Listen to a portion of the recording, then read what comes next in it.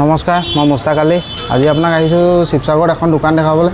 যিখন RK সেউজ বুলি, মানে মোৰ দাদা এজনে খুলিছে। বাকী দাদাজন বিশেষ কামত ব্যস্ত হৈ আছে, ৰিদীপ দা।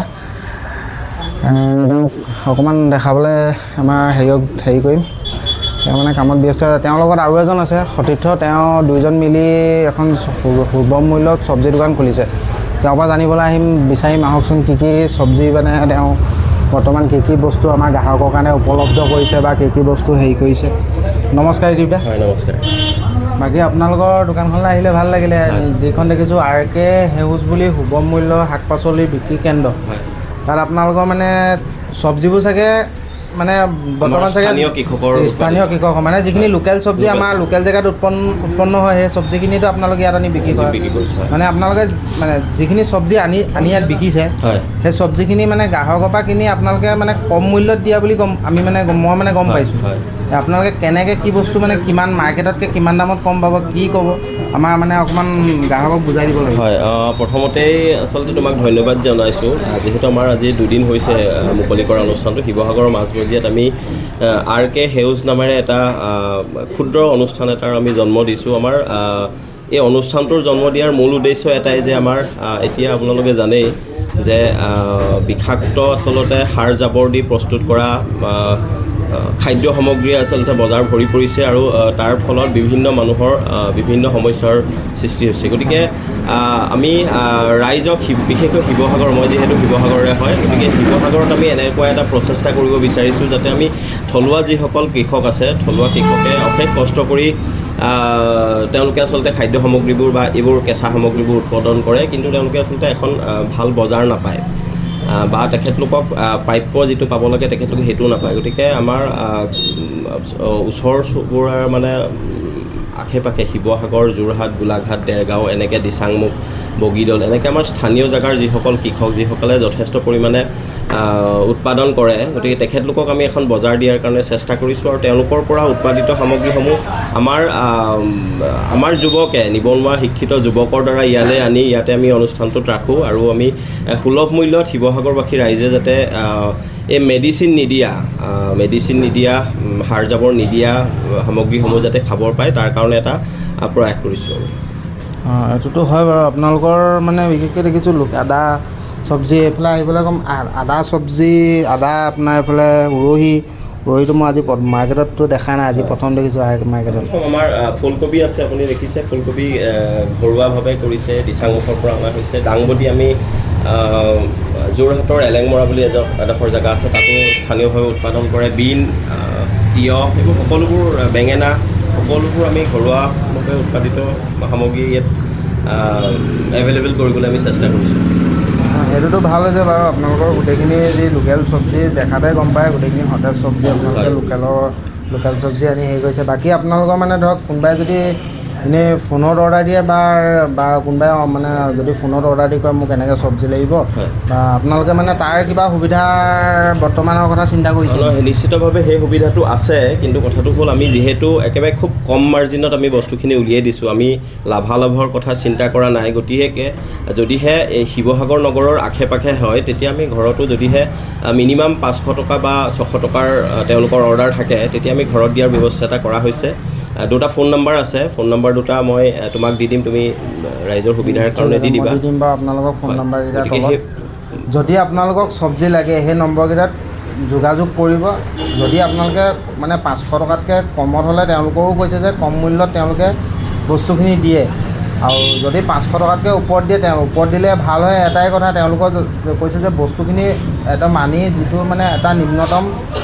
পইচা ৰাখিহে তেওঁলোকে মানে বস্তুখিনি আপোনালোকে পৰাপক্ষত 500 টকা মানে 500 টকাৰ ওপৰতে বস্তু দিবলৈ অৰ্ডাৰ দিবলৈ মানে সুবিধা হয়, তেওঁলোকৰ সুবিধা হয় বুলি কৈছে। বাকী ভালেই লাগিছে আপোনাৰ ইয়ালৈ আহি। মই আপোনাৰ সেইদিনাখনে মানে আপোনাক মই পটককৈ আপোনাৰ ফেচবুক ফেচবুক পেজতে দেখিলোঁ মই বোলো দাদা বোলো যাম ফোন কৰি মই সেইকাৰণে আপোনাক কালি ফোন কৰিলোঁ ফোন কৰি বোলো আৰু এটা ক'ব বিচাৰিম আমাৰ এই প্ৰয়াসক আচলতে আমি প্ৰথম দিনাখনেই শিৱসাগৰবাসী ৰাইজে যথেষ্ট উৎসাহ জনাইছে যথেষ্ট সঁহাৰি দিছে আৰু আমাক উৎসাহমূলক যথেষ্ট ইয়ালৈ আহিও আমাক কৈছে বা বস্তু লৈছে গতিকে শিৱসাগৰবাসী ৰাইজৰ ওচৰত আমি আৰম্ভণিতে কৃতজ্ঞতা স্বীকাৰ কৰিছোঁ যে আপোনালোকে আমাক এইদৰে ইমান মৰম দিয়াৰ কাৰণে আৰু অনাগত দিনতো আমি আশা কৰিম আমাৰ যি এই ক্ষুদ্ৰ প্ৰয়াস এই প্ৰয়াসক যাতে আপোনালোকে সহযোগিতা কৰায় আৰু ইয়াৰ জৰিয়তে আমি শিৱসাগৰৰ লগতে অসমৰ বিভিন্ন প্ৰান্তত আমাৰ যিসকল শিক্ষিতই হওক মানে যুৱক নিবনুৱাভাৱে আছে তেখেতলোকে যাতে সংস্থাপনৰ বাবে এই স্বাৱলম্বিতাৰ বাবে আমাৰ এই কৃষিৰ এই সামগ্ৰীবোৰ ঘৰুৱাভাৱে উৎপাদিত সামগ্ৰীবোৰ যাতে প্ৰত্যেকটো অঞ্চলতে যোগান ধৰাৰ ব্যৱস্থা কৰে আৰু মিনিমাম এটা প্ৰফিট লৈ যাতে ৰাইজলৈ উলিয়াই দিব পাৰে তেতিয়া তেখেতেও স্বাৱলম্বী হ'ব আৰু ওচৰৰ মানুহখিনিও আচলতে আৰ্থিকভাৱে 2 টকা ৰেহাইও পাব গতিকে এই ব্যৱস্থাটো কৰিবলৈ মই সকলোকে আপোনাৰ চেনেলৰ যোগেদি অনুৰোধ জনাইছোঁ ধন্যবাদ যিহেতু মানে যিখিনি মানুহে গম পালে আপোনালোকৰ বিপণীকৰণৰ কথা বাকী যিসকলে গম নাপায় ধৰক চেণ্ট্ৰেল মাৰ্কেটত যিসকলে বজাৰ কৰি আছে আপোনালোকৰ বিপণীৰ কথা বহুত মানুহে গম নাপায় আৰু 30% গম পালে 70% এতিয়াও গম নাপায় আপোনালোকৰ এনেকুৱা এখন বিপণী শুভ মূল্য খুলিছে বুলি শাক পাচলিৰ দোকান তাকে মানে যিসকলে গম নাপায় তেওঁলোকৰ কাৰণে আপোনালোকৰ এড্ৰেছটো এবাৰ মানে কৈ দিয়ক আমাৰ বিপণীখনৰ ঠিকনাটো আচলতে শিৱসাগৰ নগৰৰ মাজমজিয়াতে চেণ্ট্ৰেল মাৰ্কেটৰ পৰা প্ৰায় 50 মিটাৰ কাষতে আছে আৰু কাষতে আছে শৰ্মা নাৰ্ছিং হোম আৰু সোঁফালে যিটো কংগ্ৰেছ ভৱন আছে কংগ্ৰেছ ভৱনৰ সন্মুখতে LKB ৰোড বুলি কয় ইয়াতে আমাৰ বিপণীখন RK হেউজ নামেৰে আছে আপোনালোকে দেখিবই আগফালে আমি বেনাৰ পোষ্টাৰো কৰি থৈছোঁ খালি আমি এতিয়া প্ৰাৰম্ভিক অৱস্থাত আমি 2টা টাইমিং ৰাখিছোঁ যিহেতু আমি বস্তুখিনি দিনৰ ভাগত কালেক্ট কৰিব লাগে সেইটো কাৰণে আমি দিনৰ ভাগত বন্ধ থাকে ৰাতিপুৱা 6 বজাৰ পৰা আমি 10 বজালৈকে আৰু সন্ধিয়া 5 বজাৰ পৰা আকৌ ৰাতি 9 বজালৈকে এই 2টা সময়তে আমি ৰাতিপুৱা আৰু গধূলি 2টা সময়তে আমি দোকানখন খোলা ৰখাৰ ব্যৱস্থা কৰিছোঁ যিহেতু মাজৰ সময়ছোৱাত আমি এই সামগ্ৰীবোৰ বিভিন্ন অঞ্চললৈ গৈ আমি যাতে যোগাৰ কৰিব পাৰোঁ তাৰ কাৰণে আমি বন্ধ থাকে আৰু এইখিনিতে আমি এটা আহ্বান জনাব বিচাৰিছোঁ যে এতিয়াও ধৰক বহুত গাঁৱে ভূঞে বিভিন্ন খেতি হয় যদি কাৰোবাৰ এনেকৈ বজাৰত দিব পৰাকৈ যদি কাৰোবাৰ ওচৰত মজুত আছে কিবা ঘৰুৱা শাক পাচলি তেতিয়া আমাৰ লগত যোগাযোগ কৰিব পাৰিব আপোনালোকে লৈ আহিলেও আমি গ্ৰহণ কৰিম বা আপোনালোকৰ যদি আনিবলৈ সুবিধা নাই তেতিয়া আমাৰ স্থানীয় নিবনুৱা যুৱকে গাড়ীৰ যিখিনি আমি এই অনুষ্ঠানটোৰ লগত তেওঁলোকক সংলগ্ন কৰিছোঁ তেওঁলোকৰ যোগেদি আমি বস্তুখিনি অনাৰ ব্যৱস্থা কৰিম খালি আপোনালোকে আমাক জনাই দিলেই হ'ল আৰু বাকী আপোনালোকৰ মানে যিখিনি গাঁৱৰ চব্জি ধৰক কোনোবাই যদি 2 কেজি 3 কেজি তেনেকৈ দিলেও মানে আপোনালোকে ইয়াত ল'ব পাৰিব মানে আপোনালোকৰ যাৰ যেনেকৈ প্ৰয়োজন হয় কাৰোবাৰ 1 কেজি ঘৰতে যদি ধনিয়া শাক ওলাইছে বা লাই শাক ওলাইছে যাৰ সেই 1 কেজিটোৱে আচলতে বিক্ৰী কৰি ঘৰখন চলাৰ একমাত্ৰ সম্বল গতিকে তেওঁলোকে যদি ইয়ালৈ লৈ আহে তেওঁলোকৰ উচিত মূল্যটো আমি দি বস্তুখিনি আমি ইয়াত ৰখাৰ ব্যৱস্থা কৰিম এইটোতো তেওঁলোকে নিজৰ কথাটো চিন্তা কৰিছে লগতে আন 10জনে কেনেকৈ এখন ঘৰ চলি থাকে তেনেকুৱা এখন মানে বস্তু যিখিনি শাক পাচলি মানুহৰ ঘৰত মানে খোৱাখিনিতো খালে নোখোৱাখিনি যিখিনি ৱেষ্ট হৈ নাযায় সেই বস্তুখিনিৰ কাৰণে তেওঁলোকে আন 10জনৰ কাৰণে চিন্তা কৰিছে বাকী আপোনালোকৰ বৰ্তমান এতিয়া আপোনালোক গম পাইছোঁ যে আপোনালোক 2জন আছে এজন আপোনাৰ নামটো গম পালোঁ ৰিদীপ ডেকা বাকী ইজনৰ নামটো আমাৰ আচলতে আমি নামটোৱে দিছোঁ RK হেউজ মানে